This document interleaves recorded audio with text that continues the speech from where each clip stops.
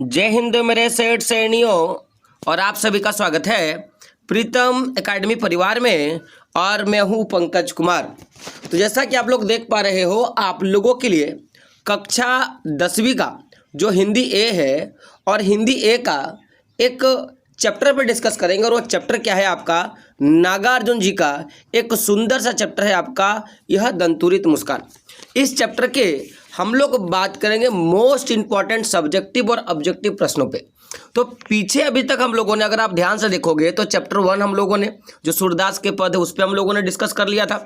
फिर चैप्टर 2 जो है आपका क्षितिज का मैं बात कर रहा हूँ, जिसमें आपको जो दिखेगा राम लक्ष्मण संवाद, परशुराम संवाद वाला हम लोगों ने बात कर लिया था। और जो आपका चैप्टर 3 था जिसपे हम लोगों ने उत्साह पे बात किया था। लेकिन एक जो थोड़ी सी प्रॉब्लम हो गई है, मैं वो प्रॉब्लम में अगले वीडियो में सॉर्ट आउट कर दूंगा। अभी भी आप देखोगे तो चैप्टर 3 का एक और चैप्टर अभी डिस्कस है। ये जो सूर्यकांत त्रिपाठी जी निराला है, उनके 2 चैप्टर उस चैप्टर में आपके दिए थे। एक तो आपका था उत्साह और दूसरा क्या था आपका, दूसरा आपका क्या था, अट नहीं रही है। तो हम लोगों ने उत्साह पे तो बात कर लिया था, लेकिन ये जो अट नहीं रही है वो जो चैप्टर, वो जो आपका गद और पद वाला या फिर जो कविता वाला चैप्टर, उस पर हम लोगों ने डिस्कस नहीं किया था। तो हम लोग क्या करेंगे कि हम लोग इसके बाद पहले हम लोग उस पर डिस्कस कर लेंगे एक वीडियो पे, और फिर हम लोग क्या करेंगे नागार्जुन जी का और एक जो आपका चैप्टर बचा है जिसको हम लोग बोलेंगे फसल, उस वाले चैप्टर पे भी हम लोग क्या करेंगे, फुल टू फुल डिस्कशन करेंगे। तो मैंने क्या बोला कि जैसे हम लोगों ने जो आपका सूर्यकांत त्रिपाठी जी जो है, सूर्यकांत जी का मैं बात करूंगा, तो सूर्यकांत त्रिपाठी जी का 2 कविता था। एक जो था आपका उत्साह, उस पर हम लोगों ने बात कर लिया, और दूसरा आपका क्या था, अट नहीं रही है। क्या था आपका, अट नहीं रही है। तो उस पर हम लोगों ने अभी तक बात नहीं किया, तो उस पर हम लोग इसके बाद वाले वीडियो पे हम लोग डिस्कस कर लेंगे। और उसके बाद जो वीडियो आएगा उसमें हम लोग नागार्जुन जी का एक कविता है, कौन सा आपका फसल, उस पर भी हम लोग क्या करेंगे, बात कर लेंगे, ताकि जो भी डाउट्स हैं उन चैप्टर से आपका जो है डाउट दूर हो जाएगा। तो बात करेंगे आज के इस चैप्टर पे। तो यह चैप्टर जो है नागार्जुन जी ने, ये जो कविता है आपका, ये नागार्जुन जी ने लिखा है। आपका कविता का नाम क्या है, यह दंतुरित मुस्कान। यानी कि एक नवजात छोटे से शिशु के बारे में पूरी की पूरी घटना है। उनके जो नए नवेले जो दांत आते हैं और उस दांत से जो उनकी मनमोहक मुस्कुराहट होती है ना, जो उनकी मुस्कुराहट होती है, उसके बारे में कवि ने पूरे के पूरे अच्छे ढंग से भावार्थ के साथ पूरा का पूरा कविता को लिखने का काम किया है। तो एक बार ये चैप्टर जरूर पढ़ लेना, क्योंकि मेरे पास उतना समय नहीं है कि मैं आपको हर एक लाइन को, हर एक पंक्ति को पढ़ के सुनाऊं और उसका मैं आपका सारांश या मैं सारबद्ध तरीके से मैं आपको बता पाऊँ। हम लोग बात करेंगे केवल और केवल इस चैप्टर के जो भी मोस्ट इंपॉर्टेंट सब्जेक्टिव क्वेश्चन है उस पे, और लास्टली फिर हम लोग बात करेंगे कि इस चैप्टर के जो भी आपके इंपॉर्टेंट ऑब्जेक्टिव प्रश्न है उस पे हम लोग क्या करेंगे, फुल टू फुल डिस्कशन हम लोग कर लेंगे। तो वीडियो को शुरू करते हैं। उससे पहले 2 चीजें कि अगर आप चैनल पर नहीं हो तो पहले तो आप चैनल को सब्सक्राइब कर लें और बेल का आइकन जरूर प्रेस कर लीजिएगा। और साथ ही साथ अगर आपको इन सब का, अगर आपको पीडीएफ चाहिए, चाहे आप एसएसटी का बात कर लो या जो भी चीज़ का हम लोग क्वेश्चन आंसर करवा रहे हैं, अगर आप उसको पीडीएफ चाहिए तो आप क्या करें कि जो हमारा टेलीग्राम ग्रुप है उस पर और जो हमारा व्हाट्सएप ग्रुप है उस पर जरूर जुड़ना जाइएगा, ताकि वहां से आपको क्या होगा कि इसका पीडीएफ आपको आराम से मिलता रहेगा। तो इससे पहले हम लोगों ने, अगर आप देखोगे, अगर आपके पास ये पीडीएफ पहुंचती है तो नीचे पे आपको एक मिशन बोर्ड एग्जाम का एक प्लेलिस्ट मिलेगा, जहां से आप जाके क्लिक करके आप क्या कर सकते हो कि जितने भी आपके इंपॉर्टेंट प्रश्न हम लोग करवा रहे हैं ना, वो आपको देखने के लिए वहां से मिल जाएगा। तो जिन लोगों ने अभी तक हमारा मिशन बोर्ड एग्जाम का जो प्लेलिस्ट अगर नहीं देखा है तो एक बार जाके जरूर देख लें। वहां से आपके जो भी चैप्टर के, चाहे आप बात कर लो, आप एसएसटी का बात कर लो, साइंस का बात कर लो, मैथ का बात कर लो, और भी बाकी जो भी सब्जेक्ट हैं उनके इंपॉर्टेंट क्वेश्चन आपको वहीं पे देखने के लिए मिलेगा। तो बात करते हैं इस चैप्टर के पहले प्रश्न पे। दोस्तों, प्रश्न क्या है कि शिशु के धूल धसरित शरीर को देखकर कवि को कैसा लगता है। देखिए यहाँ पे धूल धसरित शरीर का मतलब क्या होता है कि बच्चे का जो शरीर था, जिसमें मैं बोलूँगा कि एक प्रकार का जो धूल होता है ना, वो लटपटाया हुआ था, तो उससे क्या लगा, उससे कवि को क्या लगा। तो इसमें देखिए क्या बात बोल रहा है कि शिशु के धूल धसित शरीर को देखकर कवि को ऐसा लगता है कि झोपड़ी में कमल के फूल खिल उठता है। कवि के कहने का आश्रय है कि झोपड़ी में भी आनंद का माहौल छा सकता है। देखो, जिस तरह एक तालाब में जब आप एक कमल का पुष्प देखते हो तो कितना मनमोहक सा दृश्य लगता है और एक आनंद का भाव मन में पैदा होता है। ठीक उसी प्रकार जब कवि बहुत ज़्यादा दिनों तक ट्रेवल करते रहता है अपने परिवार के लालन पोषण के लिए, कमाने के लिए वो विदेश जाते रहता है, इधर उधर घूमते रहता है। अब जब वो अचानक अपने घर को आया, जो कि एक झोपड़ी के समान था। तो जब वो घर आया तो घर में उसने अपने बच्चे को देखा, और जब उसका बच्चा ज़मीन पे खेल रहा था तो उसके पूरे बदन पे मिट्टी ही मिट्टी लगी हुई थी, जिसे देखकर कवि को लगता है कि हमारे झोपड़ी में भी कमल का फूल खिल उठा है। यानी कि उस बच्चे को देखकर जो कवि थे ना, उनके मन में आनंद का माहौल छा गया। इसीलिए कवि ने यह बात कहा कि शिशु के धूल जैसे शरीर को देखकर कवि को ऐसा लगता है कि झोपड़ी में भी फूल खिल उठा है। कवि के कहने का आशय है कि झोपड़ी में भी आनंद का माहौल छा सकता है। अगला प्रश्न है आपका कि झोपड़ी में कमल खिलने का क्या आश्रय है। कवि ने कविता में एक बात कहा है कि झोपड़ी में फूल खिलना। तो झोपड़ी में फूल खिलने का मतलब क्या है कि झोपड़ी में कमल खिलने का आश्रय है कि झोपड़ी में प्रसन्नता का वातावरण, यानी कि खुशी का माहौल जो है वो छाया हुआ है। अगला एक प्रश्न है आपका कि बच्चे से स्नेह पाने के लिए संपर्क की क्या भूमिका है। अगर कोई बच्चा है जिसको आपको लाड प्यार चाहिए, अगर बच्चा से आपको प्यार चाहिए, तो उसके लिए संपर्क मतलब होता है उसके पास रहना या उससे अटैचमेंट करना। वो कैसा तरीका है या संपर्क ही एक कैसा माध्यम है।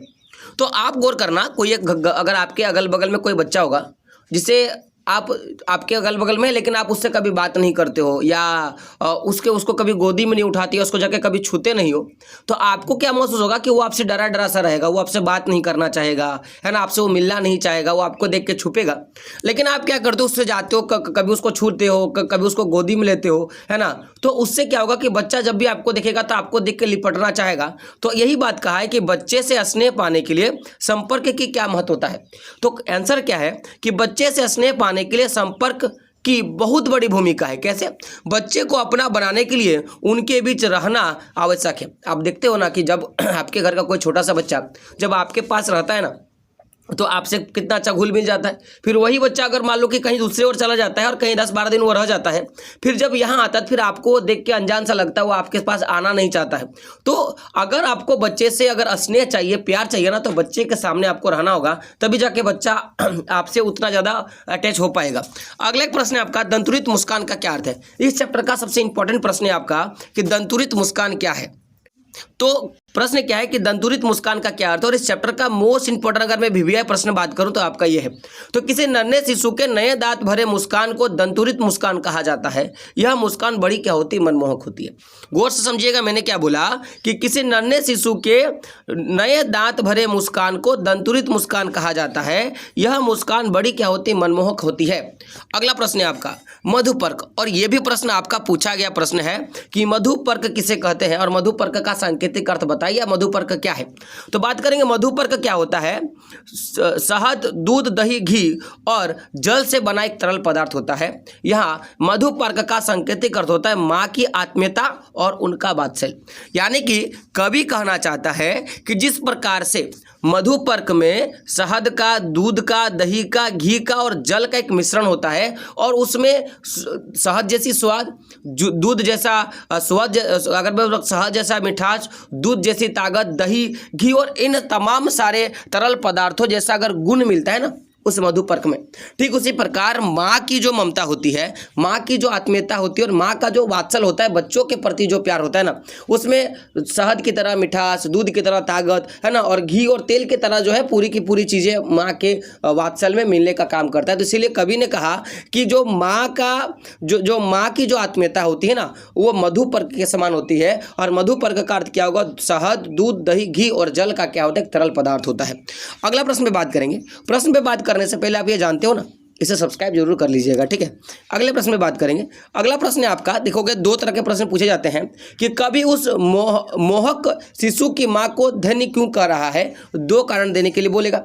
अथवा प्रश्न पूछेगा कि कवि किसकी माँ को धन्य कह रहा है और क्यों कह रहा है। तो बात करें आंसर पे, तो कवि उस मोहक शिशु की माँ को धन्य मानता है। क्यों? क्योंकि पहला नंबर कि वह उस प्यारे शिशु को जन्म देकर माँ बनी है। पहला तो क्या कि वह जो शिशु की जो माँ है, बच्चे की जो माँ है, वह धन्य इसलिए है क्योंकि उस उस नवजात, उस मनमोहक शिशु को उस माँ ने अपने कोख से जाना है और उससे वो क्या बनी, माँ बनी है। तो एक लिए इसलिए वो धन्यवाद कर रहा है।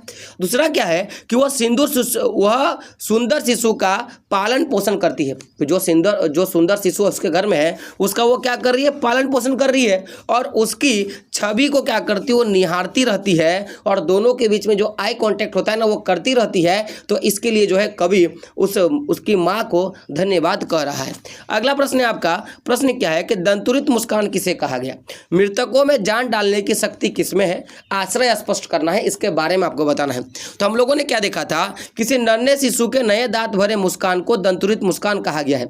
उस शिशु की मुस्कान बड़ी मनमोहक होती है, यानी कि जो छोटे बच्चे होते हैं जिनके नए नवेले दांत आते हैं और उनकी जो मुस्कुराहट होती है उसको दंतुरित मुस्कान कहते हैं। और यह मुस्कान जो मुस्कुराहट होती है ना वो बड़े मनमोहक होते हैं। मनमोहक इतने होते हैं ना कि उसकी मुस्कान से मृतक में भी जान डालने की शक्ति होती है। आप देखना कभी आप थक हार के आते हो और आपके घर में अगर छोटा सा बच्चा है तो उसकी जब हंसी को आप देखोगे ना तो आपको लगेगा कि वास्तव में यहीं से आपके दिन की शुरुआत हो जाती है और आप उसको भी देख के मुस्कुरा उठोगे और उसके साथ आप छोटे बच्चे बन जाओगे। तो उसी प्रकार जो उसकी मुस्कान में मृतक में भी जान डालने की शक्ति होती है। कवि के कहने का आशय है कि उस प्रकार के शिशु की मुस्कान में वह शक्ति होती है जो किसी भी प्रकार के मनुष्य को सरल बना सकती है और उसके साथ खेलने पे क्या कर सकती है, मजबूर कर सकती है। अगला एक प्रश्न है आपका कि कवि के अनुसार शिशु के स्पर्श से क्या परिवर्तन होता है? प्रश्न क्या है आपका कि शिशु के स्पर्श से क्या परिवर्तन होता है और पाषाण का निहार्थ अर्थ बताना है कि एक ये जो आपका कविता है इसमें पाषाण का एक वर्ड का प्रयोग किया गया है, तो जिसके बारे में आपको बताना है। तो बात करें आंसर में, शिशु के स्पर्श से कठोर पत्थर पिघलकर पानी बन जाता है। अगर एक छोटा सा बच्चा है, आप देखोगे कि आपके घर में ऐसे भी लोग होंगे ना जो बहुत ज़्यादा गुस्सा करते होंगे, है ना, बहुत ज़्यादा अल्टीमेटिक रहते होंगे, यानी कि बहुत ज़्यादा क्रोध करते होंगे। और अगर उसके पास एक छोटा सा बच्चा आ जाता है ना तो आप ध्यान से देखना वो भी आदमी उस बच्चे के साथ बच्चा बन जाता है और खेलने लगता है। यानी कि उनका जो कठोर हृदय है ना उसको भी पिघला कर वो पानी बना सकता है। कवि के कहने का अभिप्राय है कि शिशु के उस रूप को देखकर कठोर से कठोर हृदय का व्यक्ति भी उसकी ओर आकर्षित हो जाता है। उस शिशु के स्पर्श से मानो कांटेदार पेड़ों से भी शेफालिका के फूलों की वर्षा होने लगती है। शेफालिका फूल मतलब जो बबूल के पेड़ होते हैं ना, उस बबूल के पेड़ों में जो फूल फूटते हैं उनको बोलते हैं शेफालिका के फूल। तो वो भी जो है फूल वहाँ पे लगने लगते हैं। बात करें अगले प्रश्न पे, तो अगला जो प्रश्न है बड़ा इंपॉर्टेंट सा प्रश्न है। प्रश्न क्या है अगर आप देखोगे ध्यान से, तो कवि स्वयं को क्या कहता है और क्यों? कवि स्वयं को क्या कहता है और क्यों? और एक प्रश्न है, कवि ने 3-4 शब्दों का चयन किया था अपने लिए। पहला क्या था, कवि ने अपने लिए चिर प्रवासी, है ना, इतर और अन्य विशेषणों का प्रयोग किया था। तो इसके बारे में आपको बताना, कभी आपको लिखना भी पड़ेगा। बताइए कवि ने किन शब्दों का अपने लिए प्रयोग किया था। तो आप यहाँ से क्या मारना, कवि ने अपने लिए चिर प्रवासी का, इतर का और अन्य शब्दों जैसे विशेषणों का वो प्रयोग किया था। तो इसका मतलब क्या है आपको ये बताना है। तो बात करें आंसर में, तो कवि लगातार यात्राओं में व्यस्त रहता है। वो लंबे लंबे यात्रा करता है अपने घर परिवार के लिए, इसीलिए वो अपने लिए चिर प्रवासी, यानी कि वो हमेशा क्या करता है, दूसरे जगह रहने का काम करता है। चिर मतलब होता है लंबे समय के लिए, तो वो चिर प्रवासी शब्द का प्रयोग करता है। साथ ही साथ देखोगे तो उन दोनों से अलग रहने के कारण वह इतर मानता है। जिस प्रकार अगर आप देखोगे ना कि आप क्या करते हो कि इत्र मन होता है सेंट, आप क्या करते हो सेंट लेते हो और अपने बॉडी पे स्प्रे कर देते हो और वो सेंट क्या करता है आपके घर में छूट जाता है। लेकिन आप जहाँ जहाँ जाते हो ना वो सेंट आपके साथ जाता है, वो सुगंध आपके साथ जाता है। तो कवि ये कहना चाहता है कि मैं भले ही कहीं रहूं लेकिन मेरी जो सुगंध है ना वो मेरे बच्चे के साथ और मेरी जो प्रेयसी है मेरी पत्नी के साथ हमेशा छाई रहती है। और यहाँ पे अन्य का क्या मतलब था कि उस शिशु की प्यार भरी दुनिया से अलग रहने के कारण वो क्या करता है, खुद को अन्य मानता है। क्योंकि उस माँ ने उसको जाना है, उस माँ ने उसको बड़ा किया है, उसका बच्चा ही इसको पता ही नहीं कि मेरा एक बाप था जो इस प्रकार है ना, उसको पता नहीं। इसीलिए वो खुद को क्या करता है यहाँ पे अन्य करके संबोधित करता है। तो मैंने 3 चीज़ों के बारे में बात किया कि वह लगातार लंबी यात्राओं में व्यस्त रहता है, इसलिए उसने अपने चिर प्रवासी शब्द का विशेषण का प्रयोग किया है।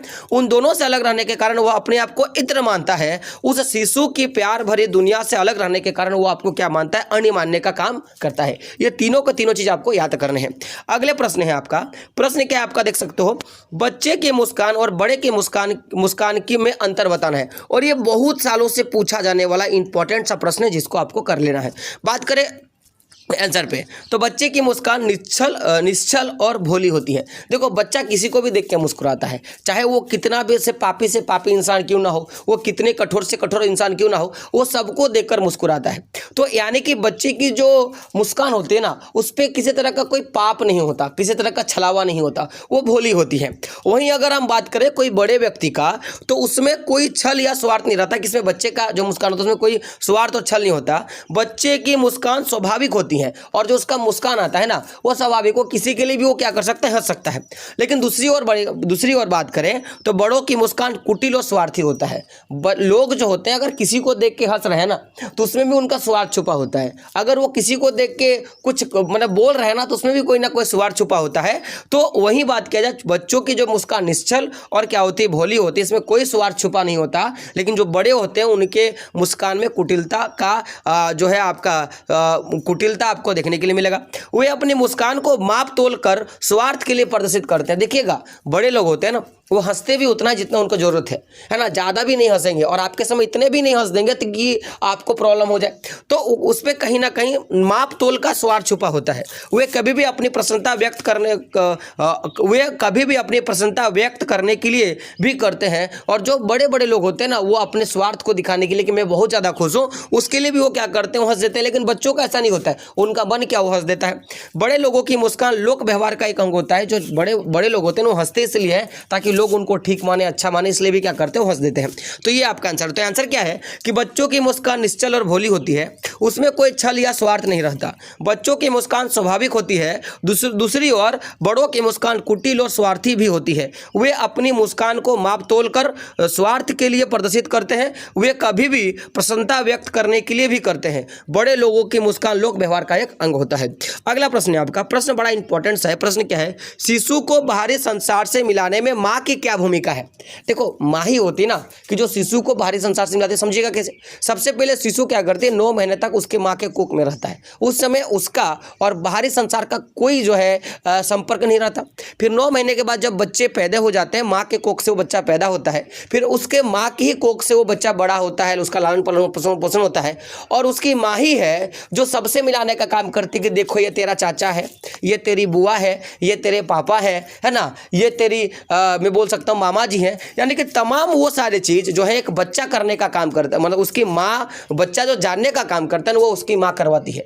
तो कहीं ना कहीं बाहरी दुनिया से जो संपर्क है ना, उसकी माँ ही करवाती है। तो ही बात कवि ने कहा है कि शिशु माँ के कोख में पैदा लेता है और उसकी गोद में उसका लालन पोषण होता है। वही उसकी प्रथम गुरु भी होती है, प्रथम शिक्षा देने का भी काम होता है, वो उसकी प्रथम गुरु भी होती है। वहीं उसे सांसारिक वस्तुओं क्रमशः परिचय दिलाता है कि जो भी सांसारिक वस्तु होती है ना, कि देखो रे भाई ये खिलौना है, देखो ये पापा है ना, ये तुम्हारी दादी है, ये तुम्हारी बुआ, इन तमाम चीज़ों को क्या करती है, परिचय दिलाने का काम करती है। साथ ही साथ चाहे वो इसका अच्छा हो रहा हो, बुरा हो, अपने हो या पराए हो, सबकी वो जानकारी देता है। जैसे ये मत करना रे, ऐसे नहीं करना रे, ये लिखो रे। तो ये तमाम सारी चीज़ों को भी जानकारी जो है माँ ही देने का काम करती है। वह जिस किसी के साथ हो उसका संबंध स्थापित भी करवाती कि देखो ये तुम्हारा दोस्त है, इसके साथ तुम स्कूल जाना, इसके साथ तुम खेलना, ये भी तो माँ करवाने का काम करती है ना। शिशु के लिए कभी भी अनजान था, क्योंकि देखो कभी तो चिर प्रवासी था, वो बाहरी दुनिया में घूमता रहता था। किसके लिए? अपने बच्चों के लालन पालन पोषण के लिए। तो जब कभी घर आया ना, तो ये तुम्हारे पिता है, ये भी परिचय किसने करवाया था? उसकी माँ ने करवाया था। उसकी माँ ने ही उसे परिचय करवाया और वो क्या करने लगा, बच्चा जो है मुस्कुराने लगा। और मुस्कुराते हुए रूप को देखकर कवि ने ये पूरा का पूरा जो है मैं बोल सकता हूँ कि ये पूरी की पूरी कविता लिख डाली थी। अगला प्रश्न है आपका 12 नंबर का कि बच्चों के दंतुरित मुस्कान का कवि के मन पर क्या प्रभाव पड़ता है। और एक इसका अथवा एक ये भी प्रश्न पूछ लिया जाता है कि बच्चे से कवि की मुलाकात का जो शब्द चित्र उत्तरित हुआ है ना, उसे अपने शब्दों में लिखना है। देखो बड़ा इंपॉर्टेंट सा प्रश्न, ये प्रश्न पूछे गए प्रश्न है ना दोस्तों, तो इसको करना है आपको। बात करें आंसर पे, तो बच्चों के दंतुरित मुस्कान को देखकर कवि मन मुग्ध हो उठा है। मन मुग्ध का मतलब उसके पास कोई शब्द नहीं है, कुछ बोल ही नहीं पा रहा है। उसका उदास मन भी खिल उठता है, क्योंकि देखो चिर प्रवासी था, थक हार के आया था, और उसके बाद जब वो बच्चा, उसकी माँ बोलता है कि देखो रे तेरा पापा आ गया, और वो बच्चा जो स्माइल कर दिया ना, उस स्माइल से क्या होता है कि कवि जो है उदास था वो क्या हुआ, खिल उठा। उसे ऐसा प्रतीत होने लगा कि मानो झोपड़ी में कमल खिल उठा है, और वो इतना ज़्यादा खुश हो गया ना कि उसको लगा कि झोपड़ी में भी आनंद का माहौल छा सकता है। जिसका मन पत्थर के समान कठोर है, उसके मन में भी प्रेम की धारा प्रवाहित होने लगती है। और शिशु की जो मनमोहक मुस्कान है ना, उसको देखकर मानो ऐसा लगता है कि जो भी लोग थोड़े कठोर टाइप के होते हैं, जिनके पास दया नहीं होता है ना, उनके भी मन में दया आ गई होगी। ऐसा लगता है कि बबूल के पेड़ों से शेफालिका के फूल झड़ने लगे हैं, यानी कि कांटेदार लोगों में भी जो है आपका हृदय जो है आने लगता है। जब उसकी माँ ने उसे कवि से परिचित कराया तो वह शर्माने लगा, और बच्चा जो है वो शर्माने लगता है कि नहीं लगता है ना। वह कवि को तिरछे नजरों से देखकर मुंह फेरने लगा। धीरे धीरे उसकी नजरें मिली, आपस में हंसने उमड़ा, तब बच्चा मुस्कुरा पड़ा। उससे उगते हुए दांत दिखने लगे, और बच्चा जो है तिरछी नजर में टकनी मार के अपने पापा को देखता है, और परिचय जब करवाता है तो बच्चा शर्मा जाता है कि आखिर इतना दिन से था कहाँ पे ये। और जब वो जान जाता है कि मेरे पापा हैं, तो धीरे धीरे दोनों के पास नजर मिलता है, बच्चा आता है, एक दूसरे के साथ मिलता है, और जो मुस्कुराहट देता है ना तिरछी कनकनी ताक के, तो वही क्या था, आपके पूरे चैप्टर का दंतुरित मुस्कान। देखो जो भी आपके सब्जेक्टिव प्रश्न थे हम लोगों ने बात कर लिया। बस एक काम कर दो भाई, इतना ज़्यादा मैं आप लोगों के लिए मेहनत करता हूँ ना कि आप सोच नहीं सकते हो। लाइन नहीं रहती है, बिजली रहती है, एक फ़ोन है जिसमें वीडियो बनता है, तो बहुत ज़्यादा प्रॉब्लम है, फिर भी मैं आप लोगों के लिए काम करता हूँ। बस आपका काम है यार कि एग्ज़ाम खत्म होते होते ना कम से कम ये सब्सक्राइबर बेस को बढ़ा दो, ताकि आपके जो भाई बंधु आने वाले हैं ना, उनके लिए हम लोग कुछ अच्छा कर पाएंगे। क्योंकि आप देखते हो अक्सर जो रहती है ना, हमारी मेहनत बाकी सारे टीचरों से ज़्यादा रहती है, और आप ये देख सकते हो, है ना। अगला एक प्रश्न है आपका, इंपॉर्टेंट ऑब्जेक्टिव प्रश्नों पे बात करेंगे। तो ये यहाँ से आपकी जो भी ऑब्जेक्टिव प्रश्न है वो शुरू होता है, और यहाँ से जो भी प्रश्न है ना बहुत इंपॉर्टेंट है, जिसको आपको एकदम ध्यान से देखना है। पहला प्रश्न क्या है आपका कि यह दंतुरित मुस्कान नामक कविता के कवि का क्या नाम है। ऑप्शंस क्या है, तुलसीदास, नागार्जुन, निर्ला और सूरदास। तो हम लोगों ने पहले ही चैप्टर पे लिखा था, अगर आप स्टार्टिंग वाला याद होगा आपको, तो इसका नागार्जुन क्या होगा, इसका कवि का नाम है। अगला प्रश्न क्या है आपका, प्रश्न है आपका कि यह दंतुरित मुस्कान कविता में मूलतः किस रस की प्रधानता है। देखिए किस रस की प्रधानता यानी कि किसके बारे में लिखा है। तो आपका क्या है, वीर रस का, हास्य रस का, वात्सल रस का, या भीवत्स रस का। तो बात करेंगे इसमें रस का, तो इसमें वात्सल रस का है, यानी कि माँ के ममता के बारे में बताया गया। तो ऑप्शन नंबर 3 क्या होगा आपका, सही होगा। अगला प्रश्न है आपका कि कवि ने किसकी मुस्कान को दंतुरित मुस्कान कहा है। वृद्ध की, युवा की, बच्चे की या युवती की। तो जो बच्चों की मुस्कान होती है ना वो दंतुरित मुस्कान होती है। ऑप्शन नंबर 3 क्या होगा आपका, सही होगा।